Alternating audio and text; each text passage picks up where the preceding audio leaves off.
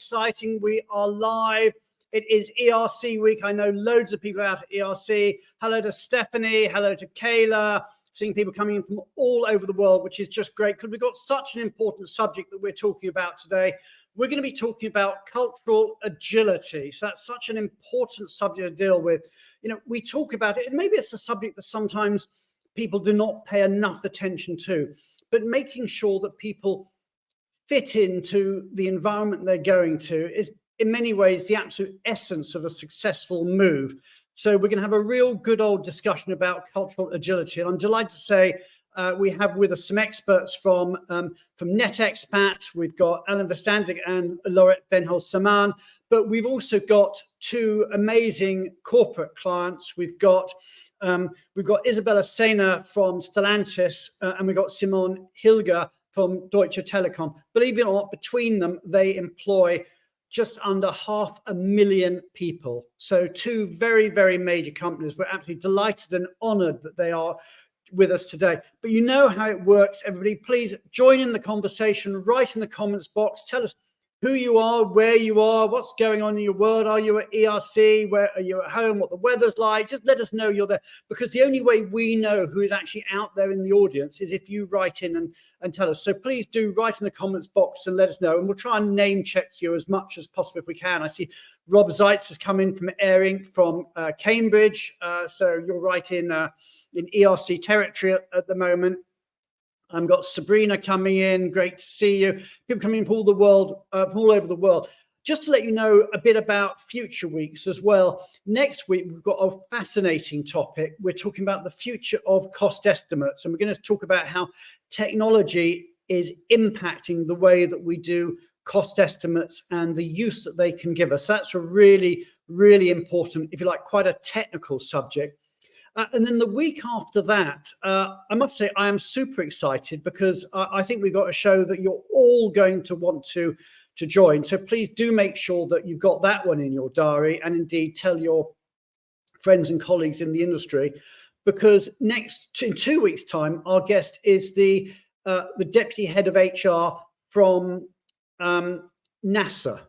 And we're going to be talking about expats in space. And I mean that literally. So we're going to be talking about what it's like to be an astronaut or a cosmonaut, how they go about that, how the whole operation works, but also actually how they all work together, the teamwork that they need, working together, different cultures, different nationalities, living in a tin can on the space shuttle or whatever. So it's going to be an absolutely fascinating one in 2 weeks' time. So please do mark your diaries to make sure that you're here to hear the session in 2 weeks' time.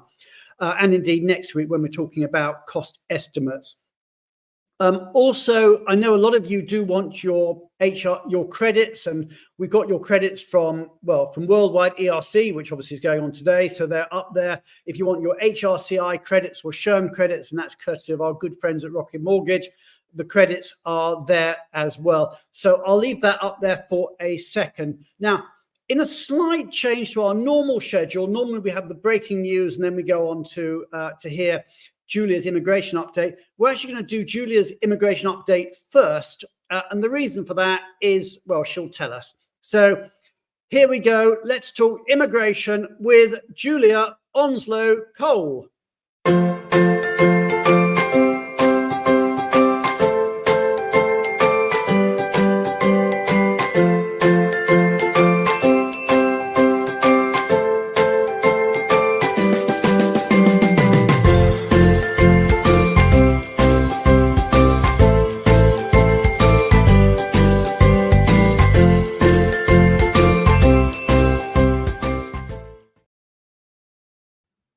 Hi, Brian.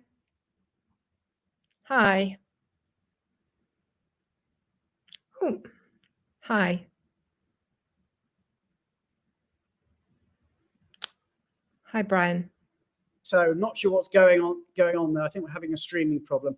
Anyway, Julia, I know you're out in Dubai and you're running to a dinner engagement, I believe. I am. I'm looking forward to seeing Bindu tomorrow. Bindu's coming to our conference. Fragment's got a very big conference on in Dubai tomorrow. We've got about 170 people from all around the world coming. So I'm looking forward to meeting up with Bindu. Okay. Nice to see Nikolai come. He's not come for a while. Absolutely. So we've got loads of people out in the audience. I'm sure they'll want to hear your immigration update. We're not going to keep you. We know that you've got to get off to your dinner afterwards, but we really appreciate you going above and beyond and sort of being late for your other engagement because you're with us. So thank you, tell Tara. Yes, so I'm just wanting, so basically I spoke to Marcin Kubrick, who's our knowledge head for the Middle East, and he said, this week I'm going to do the UAE and next week I'll be in Saudi Arabia. So this week I'm going to concentrate on the hot topics for the UAE, and next week I'm going to do the hot topics for Saudi Arabia. So the hot topics for the UAE are really Emiratization. That's the really biggest one. So if you have a company with more than 50 employees and you are situated not in the free zone area, but in mainland Dubai, then you're subject to Emiratization. So you have to employ so many Emirati citizens in your organization.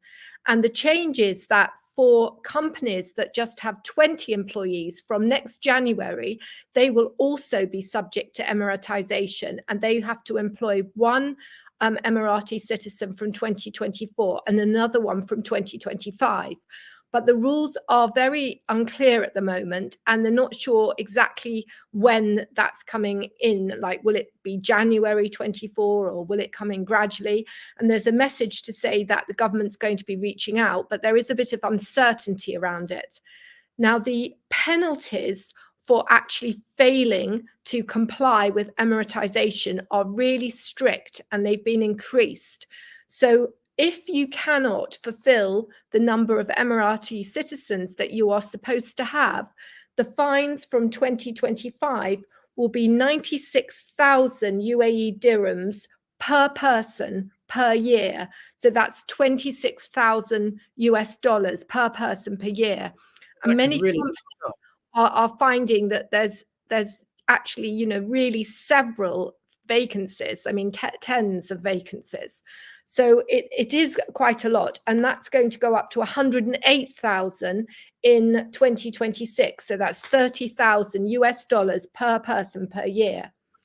And the difficulty is, I mean, for some companies, they're potentially facing like 250,000 dirhams in fines. But it's not that they don't want to employ Emirati citizens, and they love to take people, particularly interns and graduates. It's just that the more sort of mature, highly skilled market, it's very tight to find Emirati citizens. They're very sought after.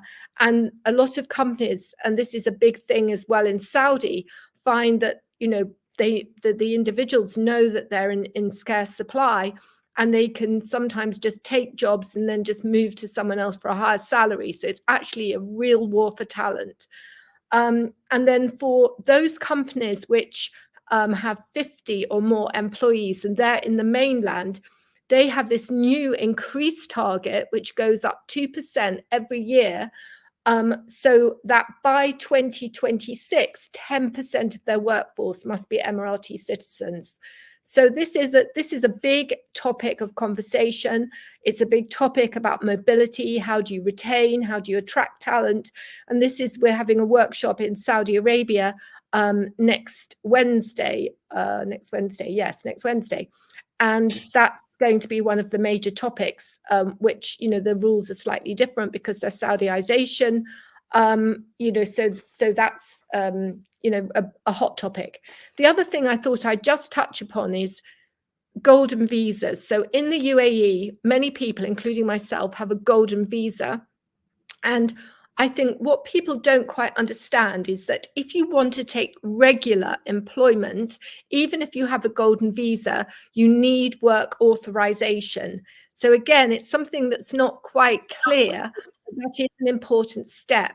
So if you have a golden visa, you know, and it depends on how you're granted it. But if you're granted it on the basis that you're, say, you know, a property investor, or you know, or that you have you're sort of talented in one particular area, but you want to then take regular employment, you do need that work authorization.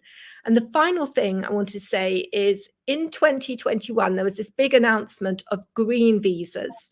And the idea of the green visa was that it was a slightly lesser, harder, easier category to achieve than a golden visa. And it was more for sort of skilled employees, and the salary levels were lower. And it caused a huge fuss when the government announced they were going to introduce green visas, and lots of people and companies were saying, oh, you know, we'd be very interested, and we'd be interested to move away from sponsored visas. But I just want to say, really, nothing much has happened on this, and so we get comments all the time, but unfortunately, you know, nothing much has moved. Okay, well, Julia, thank you so much for that update. Really, really appreciate it, and really appreciate the fact that you've given up, or you're going to be late for your dinner to share time with the audience. So I'm sure really on behalf sad I'm going to miss the rest. It's going to be fantastic. I really wanted to listen to what Alain and all the other people are saying. So we've got a great show lined up, but we're going to let you go. And I hope your starter isn't too cold when you get there. Thank you, so everyone. Julia, many thanks. But we're now going to play the breaking news video to see what's been going on the last 7 days in our wonderful industry. And whilst we do, everybody, please hit the heart button, hit the like button, hit the applause button, and let's say thank you to Julia Onslow-Cole and to see that breaking news.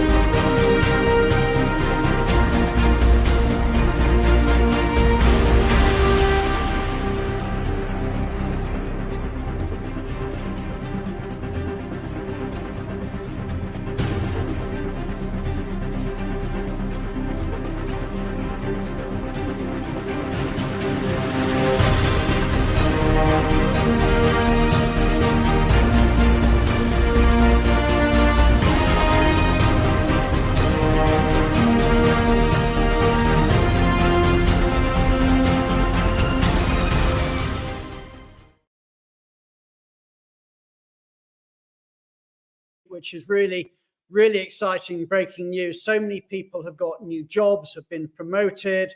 And also there's lots of jobs out there. And, you know, I think sometimes people are a bit worried at the moment. Maybe the economy is being slowing, relocation is a bit maybe slowing in some ways, but there are lots of jobs out there. So hopefully if you're looking, then there's jobs out there that are of interest. And indeed, if you've got job opportunities, then do shoot them across to us and we'll try and make sure we publicize them. Anyway, we've done immigration, we've done breaking news. We're now going to do tax. I'm super excited that with us once again, we've got the wonderful, wonderful Julie Barron from Vialto Partners. So we'll play her walk-up video. And in the same way, everybody, hit the heart button, hit the like button, hit the applause button, and let's say hello to the wonderful Julie Barron.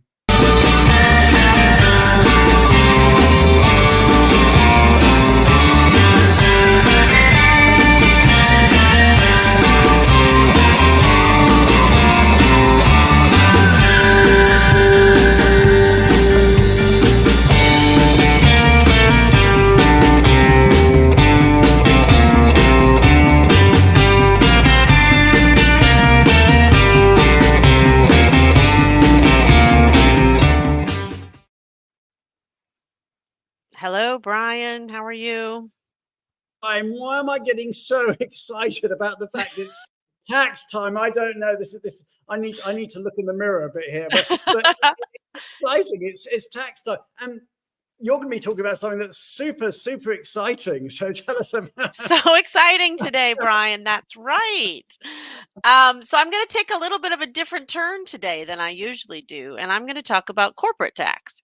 So we usually talk about individual tax, employment tax, Social Security tax, but today I thought we do a little bit of an overview of things that are going on in the corporate tax world that could affect us in mobility. Excellent. Yeah, so a little bit of a different turn. So the OECD came out with some guidelines a couple years ago to um, change the world of corporate tax, basically because of the new digital economy. And based on the new digital economy, they're saying, okay, how can corporate tax really react to that? And just as a little background, the OECD has 38 member countries, and then there's 102 other countries that are included in the framework. So they really have no power to legislate any tax. But these 38 member countries kind of agree to follow along with some of the recommendations that the OECD comes out with. So they came out with two new directives for corporate tax, and they're pillars. They're called Pillar 1 and Pillar 2. And Pillar 1 really addresses where do you pay tax when you have a customer in another jurisdiction. So thinking about the digital economy, that happens a lot, right? People sell on Absolutely. Etsy and they're selling to someone in Australia from the UK or something like that. Pillar 1 hasn't been enacted yet, but Pillar 2, on the other hand, is really coming into play, and there have been a couple countries that have already enacted it. And then the EU will enact it as of January 1st, 2024. So those countries, so now we have Japan, Korea, and the UK on board. Switzerland will come on board soon. And the EU countries are going to have to do this as well. And what does And, Pillar 2 do? well, that's where we're going next, Brian. So Pillar 2 basically is saying there's a global minimum tax that you have to pay. So if you are a company that has over 750 million euros in profits, you have to pay a minimum tax of 15%.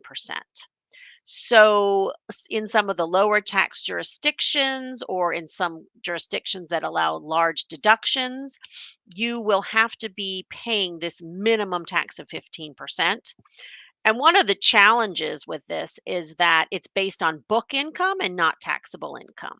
So countries are looking to see, how are we going to report differently? The companies are going to have to keep separate financial statements.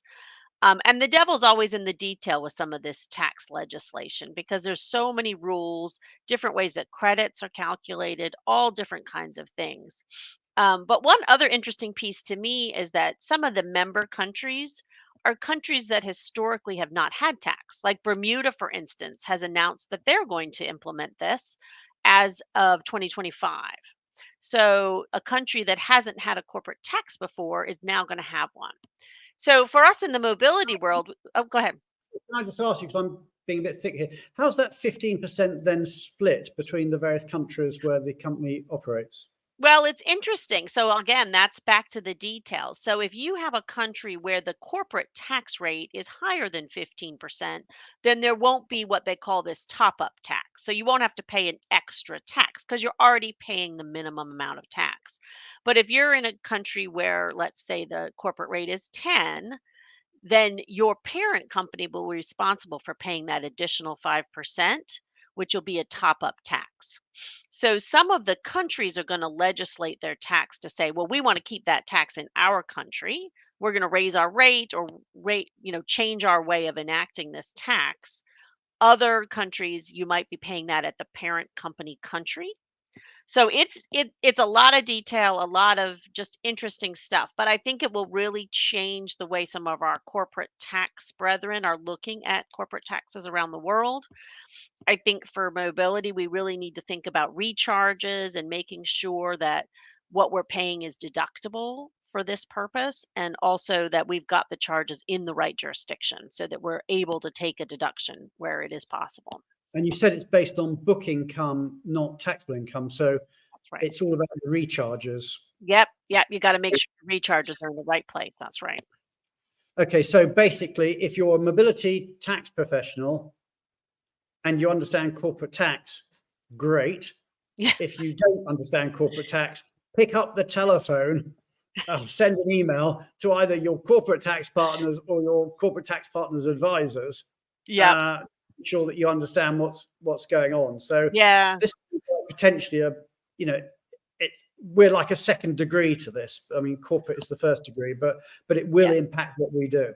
It will absolutely impact what we do, and it's really going to change the landscape of corporate tax around the world.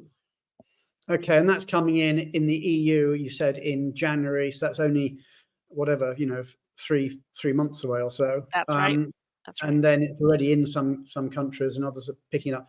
Julie, that's fascinating. I'm sure that's going to be a subject that everyone is going to have to get to grips with to a greater or lesser extent over the coming months and years. But thank you so much for flagging that, and thank you as ever for being on our show.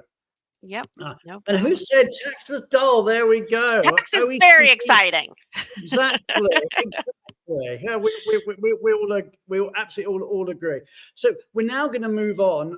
We're going to talk about one of my Benivo colleagues, Matt Cheek, expat Matt, as some of you may remember him, is going to be on the show now. But also, while we bring Matt on, I just want to remind people about the top 100 community champions. That's our top 100 list for this year. And nominations are already flooding, which is wonderful. But if you want to nominate somebody, we're looking for someone who is doing, or people who are doing good. They may be doing good in their local community. They may be doing good in the global mobility industry, but people who are doing things to help other people, who is a bit of a community champion. If you know somebody like that, please nominate. You can nominate up to 10 people. So that's what we're going to be talking about. Anyway, I'm going to bring Matt Cheek on the show now. So we're going to run the community champion video. And whilst it's playing, please hit the heart button, hit the like button, hit the applause button. Let's say a big, big thank you to the wonderful Julie Barron, and a big welcome to Matt Cheek.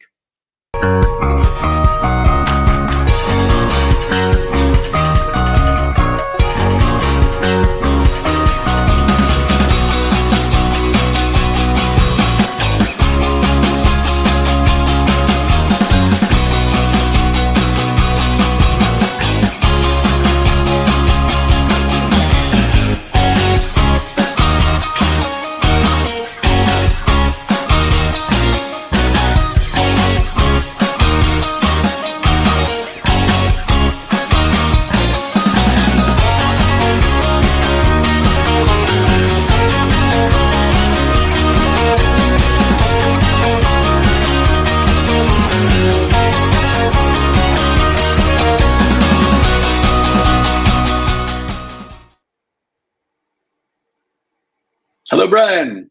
Good to see you again. So, what's on our agenda today? I have Benivo news. I have a fresh hot round of Benivo news. So a couple exciting things. For one, we have covered the topic many, many times on this show and in other forums about what Benivo does. And we have covered it in so many different ways. We decided to now make a video about it. We have a new video up on our website about what Benivo does, what Benivo is all about, and wanted to point everyone to go check that out, share it with your colleagues, and know that it's there. The second thing is a look to the future of November 1st, the near future of FEM London, where Benivo is going to be, and we are hosting an expert insight session at 10:20 a.m. You may even be the person who is most in charge of that, as I understand it. I will be there. So, yeah, if you want to come along. There. Okay, good. I will be there on November 1st. Excellent. And my final round of exciting news is all about ERC. So maybe some of you are watching from ERC today. Maybe some of you have colleagues who are attending ERC. Benivo is attending ERC. We have a big group there and have a few exciting things going on. So in order, first off, we have a kiosk in the marketplace area right next to the Innovation Lab. And there are open sessions. If you're at ERC, you have the planner, open sessions in the marketplace on Wednesday and Thursday. We have Nitsan, CEO of Benivo, who is attending along with our client development teams, Mary Weaver and Kara Butler, and Todd Eisman, who will all be there. We also have our team member, Pavel, who is leading all the work with our Benivo supply partners, Michelle on our marketing team, and a few other team members hanging around. So lots of people to come and meet.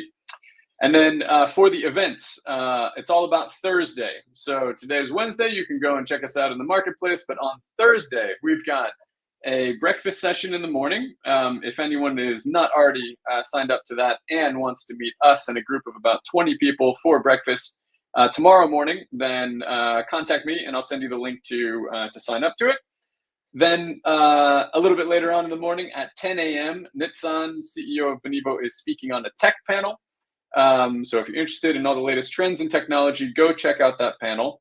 And if you want to see that technology in action, right after the panel at 12:30, Nitsan is going to be doing a live demo of Benivo technology in the Innovation Lab at ERC. So 10 a.m. for the panel, 12:30 p.m. for the live demo. I hope everyone who's there has a great time. Brilliant. Well, thank you so much for that, Matt. I'm very sad that I'm not at ERC this year myself, but everybody who's there, have a great time. And I'm sure I'm already hearing that they've got great numbers. It's going to be a great event. So many congratulations to sure ERC. It will be. I'm sure it's a great event. So we're now going to move on to our main subject of the day. We're going to be talking about cultural agility. I'm super excited. We've got not one, not two, not three. We've got 4 guests. We've got Simone Hilger from Deutsche Telekom. We've got Isabela Sena from Stellantis. We've got Alain Verstandig and Laurette Bennhold-Samaan from NetExpat. So without any further ado, let's welcome to the stage. Let's run that video. And you know how it works. I know I've said it before, I've said it 100 times. Hit the heart button, hit the like button, hit the applause button, and let's get cracking as we talk about cultural agility.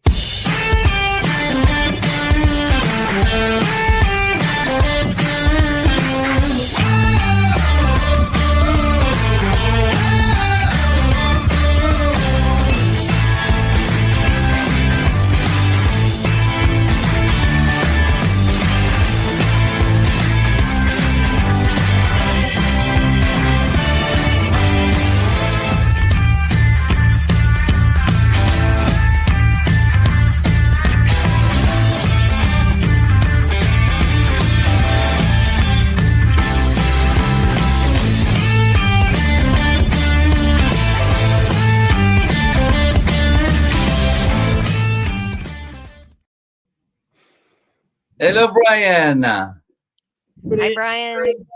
It's so great to have you on the show. I'm just super excited. We've got great companies. We've got real thought leadership here. We've got a survey, which I know we're going to be talking about, which is live at the moment from NetExpat. So loads of stuff going on. Let's start off with a couple of introductions. And I said this in the introduction, Deutsche Telekom and Stellantis have nearly 500,000 employees. Quite incredible. Let's start with you, Simone. So tell us a bit about Deutsche Telekom. I know you are so much more than just a telecoms company. So tell us a bit about your company and what you do. Yeah, thank you, Brian. Thanks for having me here today, and happy to share some insights from us and Deutsche Telekom. So yeah, definitely we are not just a bit pipe. So we're not just delivering connectivity in Germany, as our name may recall, but we are delivering connectivity all over Europe. We have a footprint also in the US. So delivering, bringing connectivity to the people, making them digital, both on a private customer end, but also on the business customer end. And we are delivering much more services in terms of security, cloud services and all that stuff to our valuable customers. We work together with big corporations on a B2B level, delivering their solutions for automation and digitalization. Yeah, and it's a big thing. So with 200,000 employees worldwide, we're making the blast. And so I share the half of the million with Isabela. Just amazing. We're super honored to have you on the show. And I know you're going to be talking a bit later as we go through the show about the fact that you had to close your or relocate your Russian employees when that war started, and some of the cultural issues that to help them with, and the training that you offered. And I think that's a fascinating, sad but fascinating subject to talk about. So we're going to get into that. But Isabela, now you're with Stellantis, which I think it's probably fair to say that your brands, to many of our audience, may be better known than the overall name of the corporation, which is relatively new. So tell us who or what. I'm sure everybody will know your brands, but not everybody will know the name. So tell us who Stellantis is. Sure. Hi, Brian. Thank you for having me here. Honored to be here today.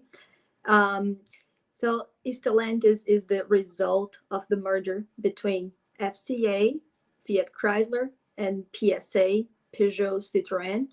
So some of our brands are Alfa Romeo, Chrysler, of course, Citroën, of course, Fiat, Jeep, Maserati, Ram, Dodge. So lots of well-known brands that come together under the Stellantis umbrella. Myself, I started with the company right after the initial Fiat Chrysler merger over 10 years ago in South America. I then moved to the US as an expat in 2019. I localized here. And recently I took another assignment to France to lead the global mobility program for Stellantis. Okay, so you're dealing with a mix of cultures. You've got basically a major US company, a major Italian company, a major French company, all coming together. Oh, I think we've lost her. I'm not sure what's happened there. Hopefully she will come back shortly. So let's move on. We seem to have we seem to have lost her for the moment. I'm sure she'll be back. Alain and Laurette, tell us a bit about yourselves and a bit about NetExpat.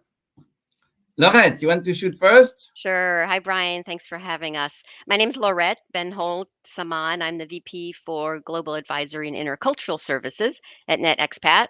I've been an expat myself. I've been an accompanying spouse. I led the mobility department at Accenture for many years, and I co-created it at the World Bank. So this cultural agility topic is very near and dear and important to me. I'm looking forward to our discussion today. It's going to be great. And Alain, tell us a bit about yourself.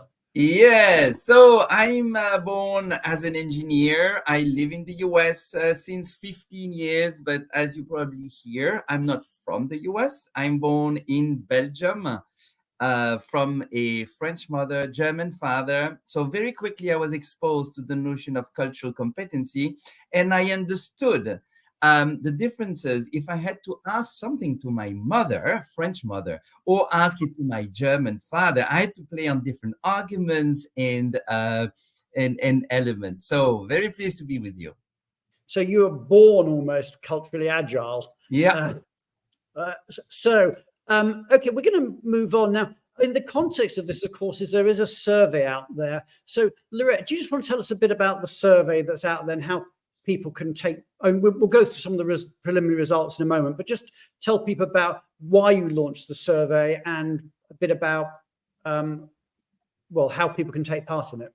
Sure. So we have felt that the intercultural delivery and the intercultural approach has been based on a lot of assumptions, and we wanted to really validate those. So we have launched what we believe is going to be the largest intercultural landscape survey out there, and it's really looking at how important is cultural agility, how important are cultural competencies, and what are the skills that are needed in that cultural competency? What is the learning format? How should people learn? Is it better online? Is it better in nugget learning? Is it better face to face?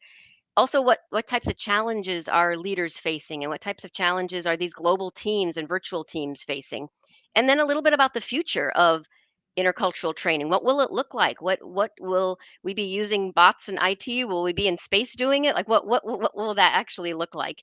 And what makes it really unique is we're asking all different audiences in organizations. So we're not just asking mobility departments, but we're asking L&D and DE&I and Comp and Ben and talent acquisition, and then the expats themselves and the former expats, and then also those who receive those expats. So we're going to really be able to get a look at how these different audiences look at this topic, probably from different vantage points, is my guess. We've just had some of the preliminary results in, which we'll share as we have our discussion today. And we also will put the link in the chat. So if you have not had a chance to take the survey, please do. Your voice is important to us, and please pass it in your organization, because then we're happy to cut the data for you and show you what your organization is saying about intercultural competencies and intercultural agility. Okay, so I'm guessing Brian drives a Maserati. Nice guess, Rob, but I just hate to tell you you're wrong. I won't say what I do drive because it's not a Stellantis car, so that'll be just too embarrassing. So, Simone, I'm going to just start with you. How important is cultural training at Deutsche Telekom? Yeah, so for us, intercultural training is a mandatory part of the onboarding and preparation if you're going on an assignment. No matter if it's something what we call like a telecom exchange. It's a short-term assignment between 3 and 6 months. There, it's an important element. It's a little bit shorter, of course, because money makes the world go round. That for a shorter period, we have to limit the investment a little bit. But maybe this is also a good topic to dive later on in. But for any short-term and long-term assignment, cultural training is a mandatory element, and we're happy to pass through all the employees who intend to go abroad to make them aware. And I like to quote again Alain from some other discussions, to make them aware what they don't know, because they don't know what they do not know. So it's really like a riddle and a tongue breaker, so to say. And this is very, very helpful. And everybody, even having worked with different cultures for a decade or so, will find any piece of takeaway in such a training, and is super important to us. I mean, mandatory, I think, is a very powerful word. And also, I think probably, I don't know how common that is, because I know a lot of companies will offer cultural training, and sometimes when they do, the take-up isn't that good, but you actually make it mandatory. Is that something you enforce? Do you say, well, actually, is there like some sanction if you haven't taken the training? I think people have to really argue with us why they don't take it. So, I mean, we had recently an Indian colleague working on a local contract in Germany, and then he was assigned to India. I said, yeah, of course, you don't have to do the Indian intercultural training. This was like a no-brainer, of course. But unless you're not married for 20 years to whoever culture where you intend to go, then I think nobody, let's say, could positively escape out of the training sessions. Okay. And what about with you, Isabela, at Stellantis? I mean, does everybody go through cultural training, or how do you use it?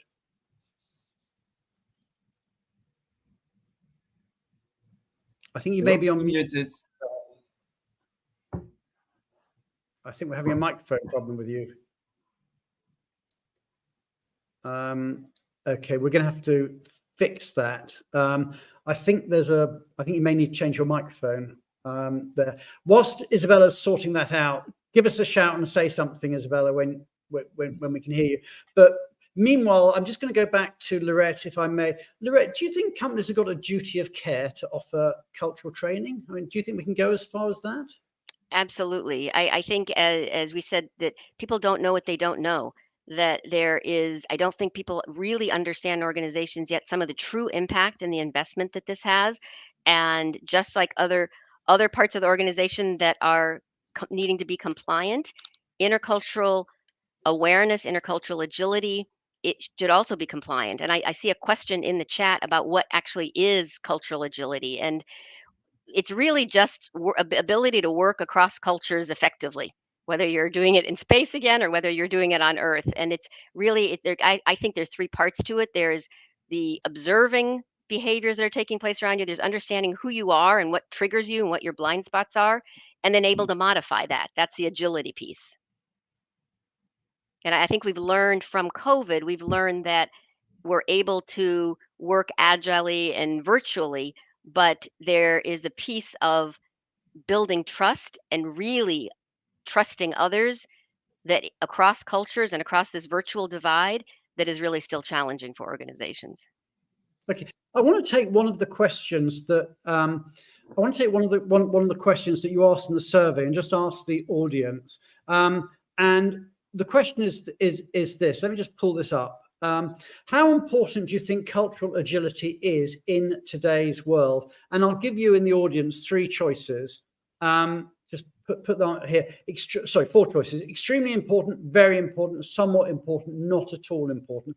So out in LinkedIn world and YouTube world, if you're watching the show, just type in the comments box, how important do you think cultural agility is in today's world? And maybe Isabela, we'll just sort of test it. See if your microphone's working. Are you with us? I'm here.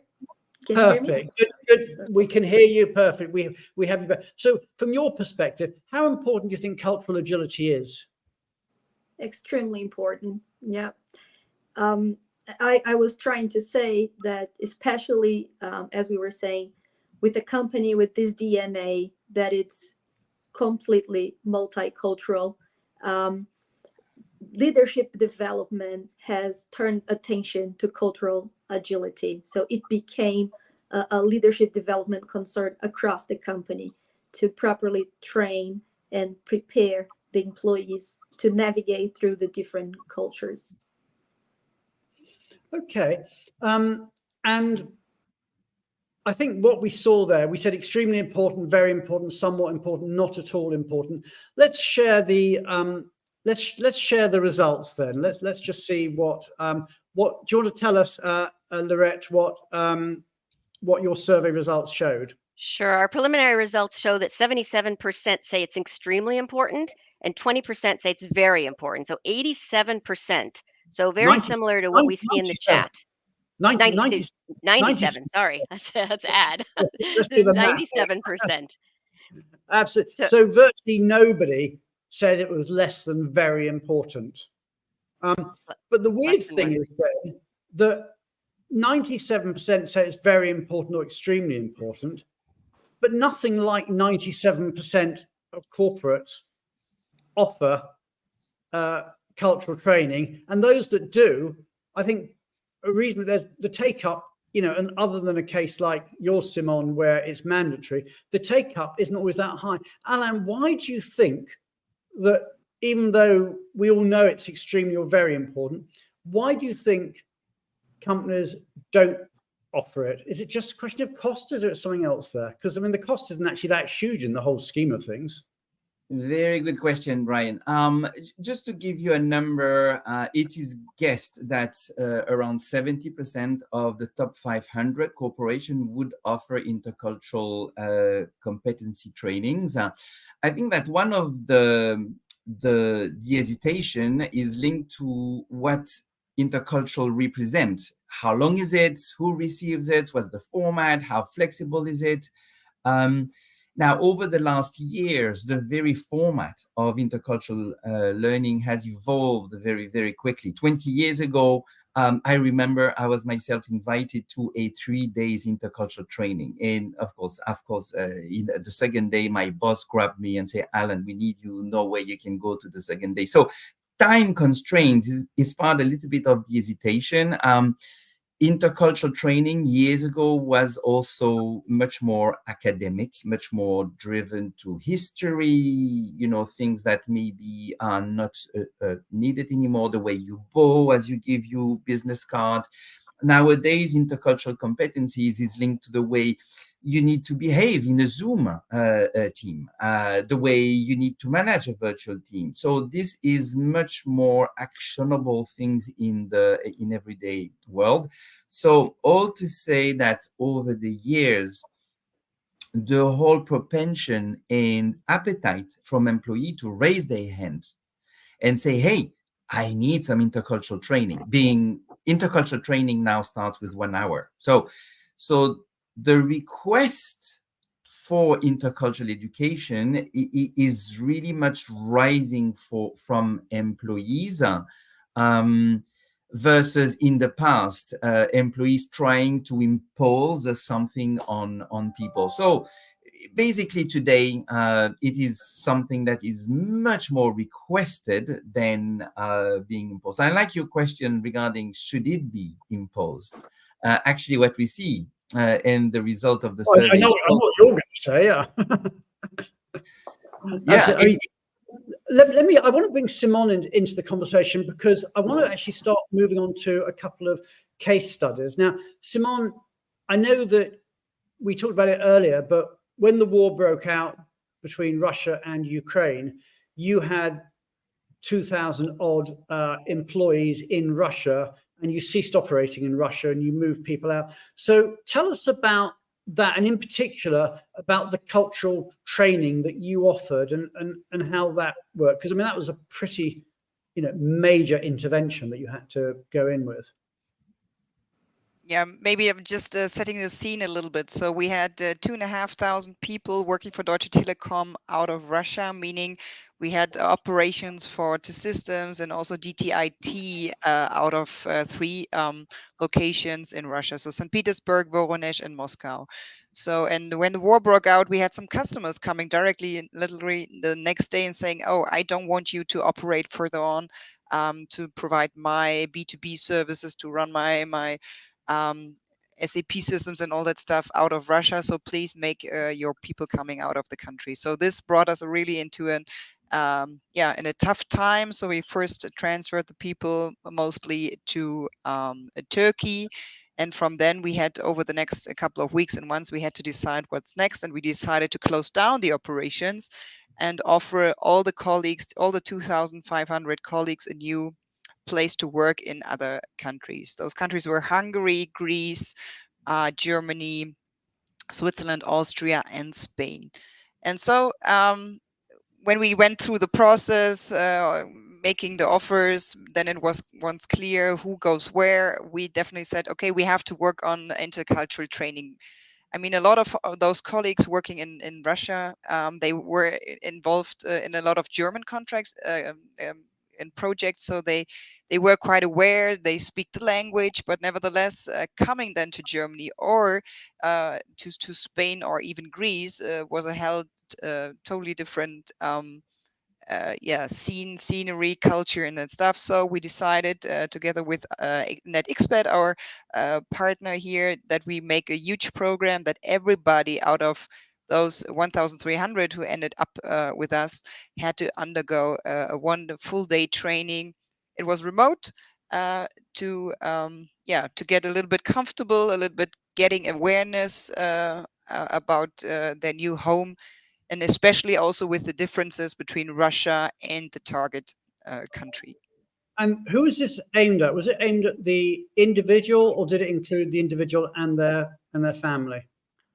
Yeah, so the target, that was mandatory definitely for the employees, but of course, since the people were living for a couple of months with their families and spouses also in Turkey in a hotel, if people were sitting, let's say, next to each other when the training was taking place, this was optional, but we did not track this down. So it was more or less open for everybody, but we really forced our employees to be part of that and to learn something. And I'm pretty sure, and this was also the feedback, that everybody took away something for that from those sessions, especially if totally new places where they haven't even thought of before. Okay, let's go to Reus, which is in just on the borders of not the border, the outside of Barcelona. They never heard of probably of the city before, so totally new experience, new culture, and it was very, very helpful. And it was well received, presumably, by the individuals. And definitely, and it added up also with the buddy concept, especially in Spain and in Greece. We have a very good connection with the fellow colleagues there. But in Greece, in Thessaloniki, where we built up a new hub, there's a huge Russian community. So we invested also that with our relocator, that the boundaries between people who have Russian roots lived already in Greece, that they got together. So we formed overall a very huge package. And this was also in Greece, by the way, focusing on the kids, so that the kids, of course, not speaking Greek or English at a certain age, that they were involved in the communities and getting local friends and stuff like that. So this was very, very helpful. Okay. And Isabela, tell us about Stellantis, because you've got people all over the world. I mean, I know you're sort of, you're partly US, you're partly Italian, you're partly French, but you've got people in South America, Latin America, in the rest of Europe, in the UK, in presumably in Asia too. Tell us about how you do your cultural training at Stellantis, and how you merge or pull those different cultures together, because presumably a lot of these people are working together. I mean, that's why you're doing the training. Sure. Simone, I like your idea to make it mandatory. I gotta confess that. We make it available for the employees, expats, and permanent moves. So for the employees and their families, either online or in person.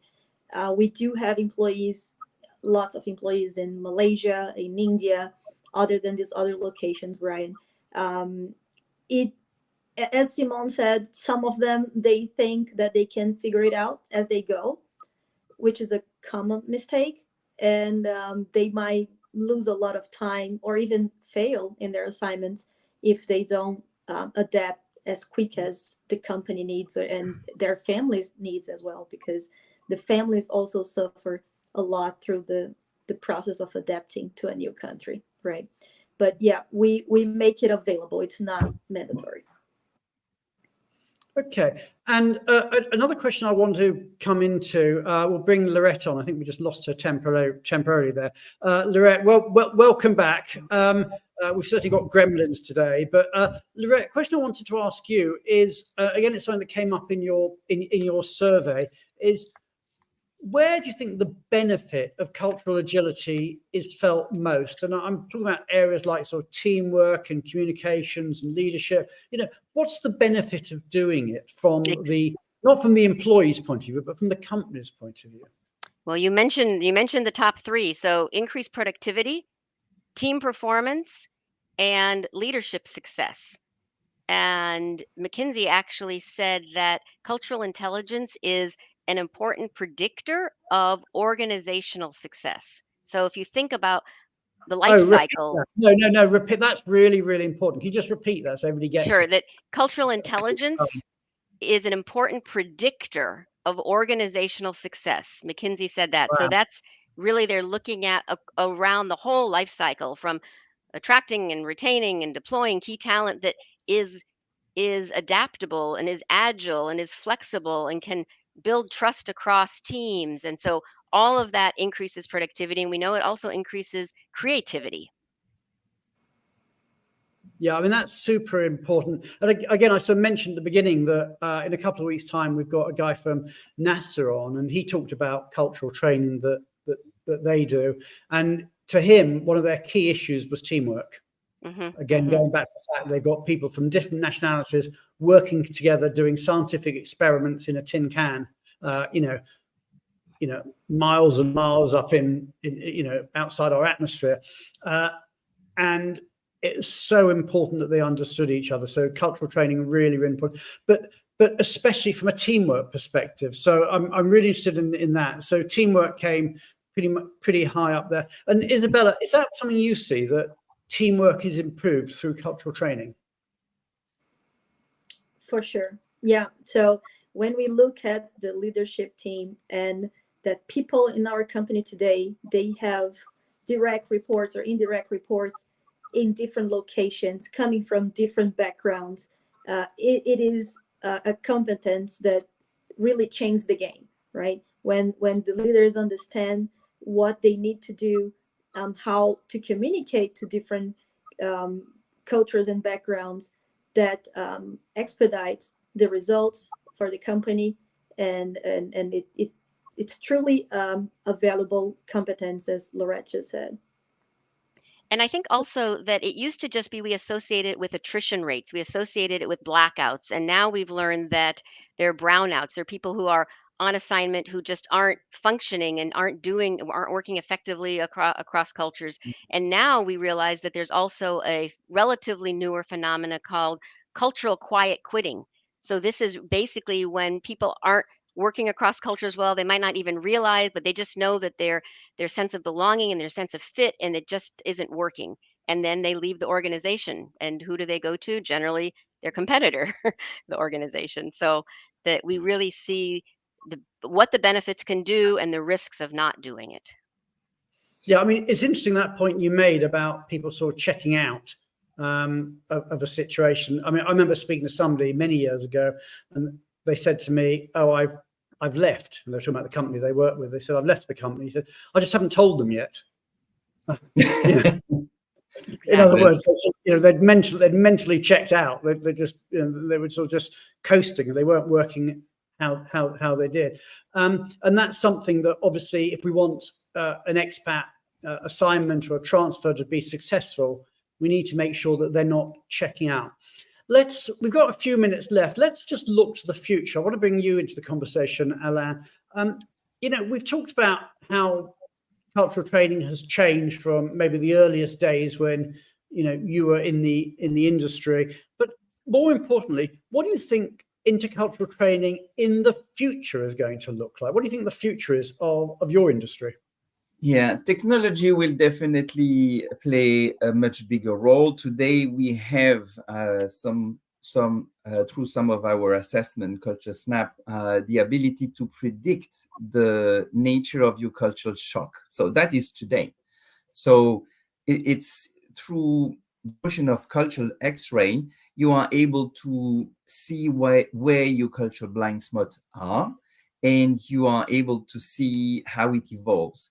The notion of predictive success in sending you in a shorter mission to Kazakhstan, to Malaysia, to sell something or to buy something will go deeper, will go further. So data crunching, predictive analytics will help, of course, the employee themselves, the business traveler themselves, will help directly when they should travel, how they should be prepared, when in the moment of a negotiation is it appropriate to meet face-to-face.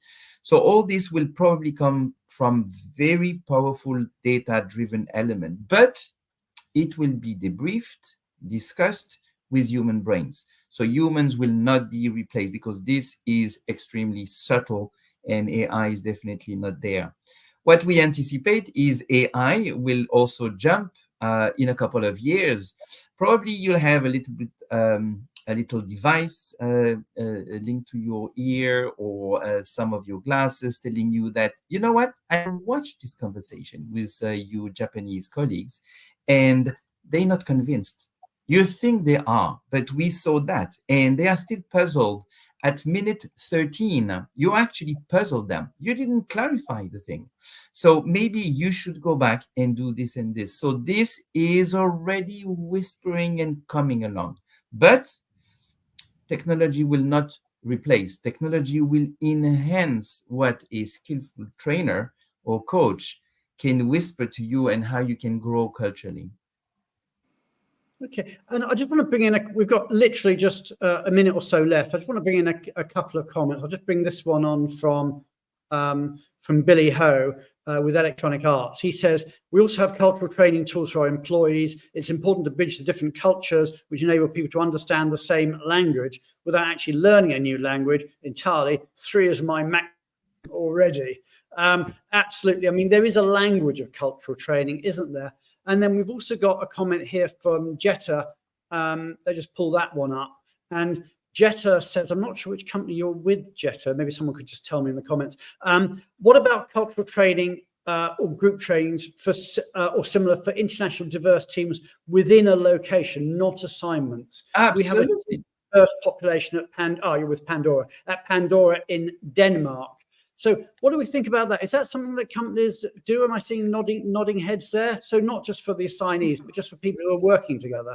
And for the people receiving, so you can train people in Argentina on how to survive a new French boss or a new US boss.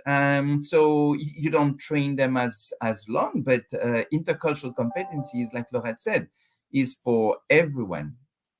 And then one of the top reasons for project failures is actually that poor communication and lack of intercultural communication. And project teams don't necessarily have to be overseas. They can be everywhere globally now. Okay, we're pretty much out of time. So I'm going to bring on our previous guests. I've got Julie Barron.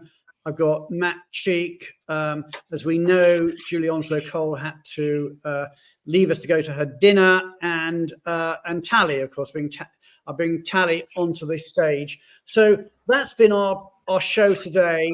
We've had a couple of gremlins come through on the tech, but hopefully we've found our way through it, and it's been a fascinating discussion. Many thanks to all our guests, to Simone Hilger from Deutsche Telekom, to Isabela Sena at Stellantis, to Laurette and to Alain at NetExpat, to Julie at Vialto, to Julie Onslow-Cole in her absence from Fragment, to Matt Cheek from Benevo, and of course to our wonderful producer, Tali Gorin. So many thanks, everybody. I hope you've enjoyed the show. We are back next week at the same time when we're going to be talking about the future of cost estimates. And as I said, the week after that, we're back again where we're going to be talking about mobility in space with NASA. So some pretty cool sessions coming up. So take care, everybody, and we will see you all this time next week. Take care. Have a great week. Goodbye. Goodbye, everyone.